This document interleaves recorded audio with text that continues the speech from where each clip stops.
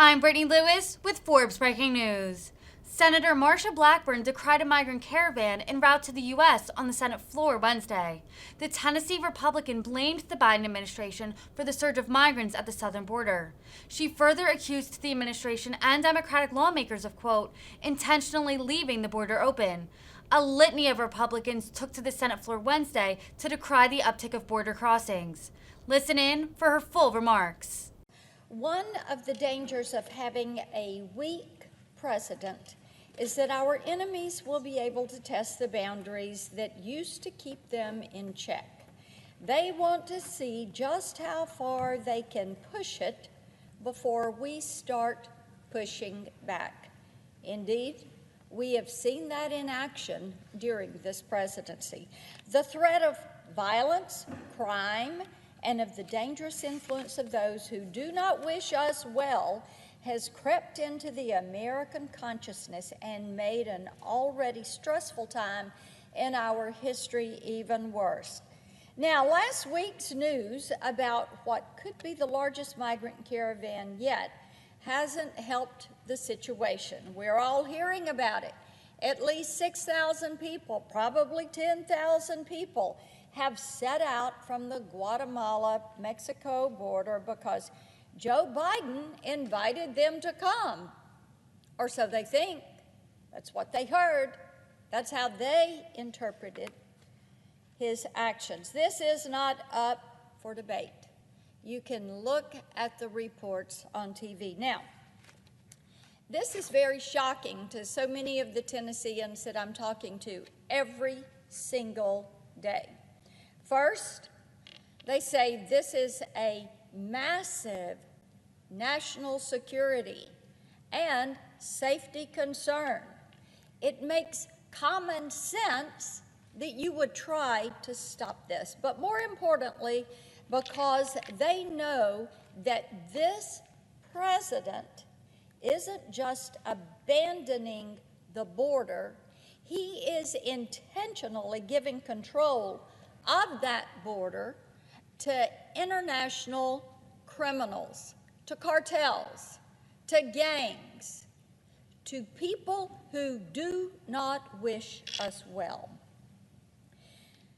Now, what it appears to be is that for many of my Democrat colleagues and for this administration, this action of intentionally leaving the border open is there to keep the radical left happy. This is what they want, an open border policy. But that open border policy for terrorist organizations, fugitives, cartel mules, this is to them all about exploiting Joe Biden's terrible choices and making the chaos work in their favor. They will continue to push until they are stopped. And right now, they're using this to turn these cartels into international organizations. Last year, 160 different countries came to that border. The drug dealers, they're all very happy with the way it's operating. In April, Customs and Border Protection intercepted more than 50,000 pounds of drugs, 37% more than in March. Now think about that, 1 month, a 37% increase. Keep in mind, this data only reflects what the CBP found. We know for a fact that every month the gotaways make it into the country undetected, and we have no clue what they've brought with them. Law enforcement officials in Tennessee have told me that around 80% of the drugs they seize contain fentanyl. Fentanyl! That is what they're finding. It's coming right over the border and coming to a community near you, courtesy of the Biden administration. We also know that business is booming for the human smugglers, and this caravan is about to provide them some excellent cover. Over the course of 48 hours this week, Border Patrol agents in the Rio Grande Valley sector interrupted 4 separate human smuggling attempts, and that included 156 different people. That's right, 156 people in 4 hours. Now, that's just one example that we chose to pull out and share. I've heard a great many advocates on the left accuse Republicans of blowing the scope of these smuggling operations out of proportion, but here's what I'll say. I say that just one person falling into the hands of the cartels is a problem. That is one person too many that is being subjected to drug trafficking, human trafficking, sex trafficking, being forced into a gang, being put on a bracelet that is going to track them until they pay their debt to the cartel. The people locking these migrants into shipping containers and stash houses without food or water, these are not people on a humanitarian mission. A good outcome is not guaranteed, and indeed, Madam President, it is quite the opposite. If the cartels guaranteed good outcomes, no one would be left for dead in the desert or die of heat stroke in an overcrowded truck. No one would have to work off their debt as a prostitute or a drug runner after they got here. But the cartels are after money. They're not providing humanitarian aid. So, what do?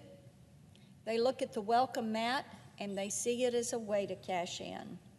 In 2020, the National Human Trafficking Hotline reported more than 10,000 unique cases of potential human trafficking in the United States. Only 6% of those victims reported themselves as being U.S. citizens or legal permanent residents. That's correct. 10,000 cases. Only 6 were citizens or legal residents. The rest, illegal entrants into this country.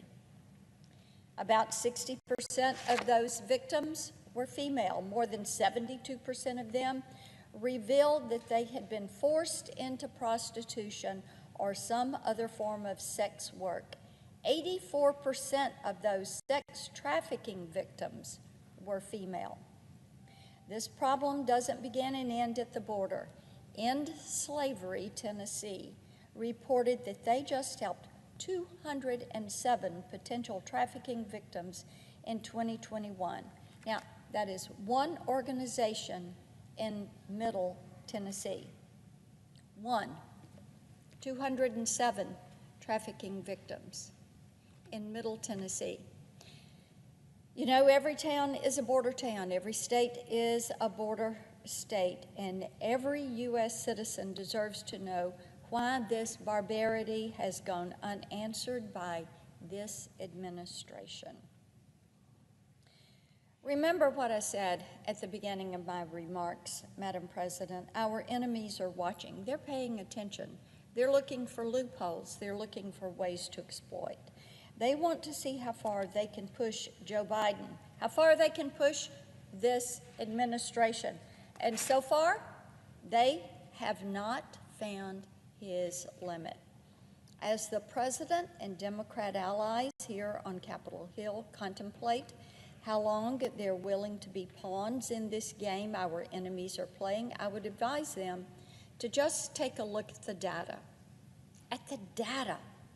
Look at the reports from our own federal and state agencies. Go talk to the human trafficking organizations in your state. Look at the number of known terrorists that our federal agencies have apprehended. Look at the drugs that are being seized at the borders, at the ports, and back in your hometowns. Look at the number of people Border Patrol has had to save from smugglers.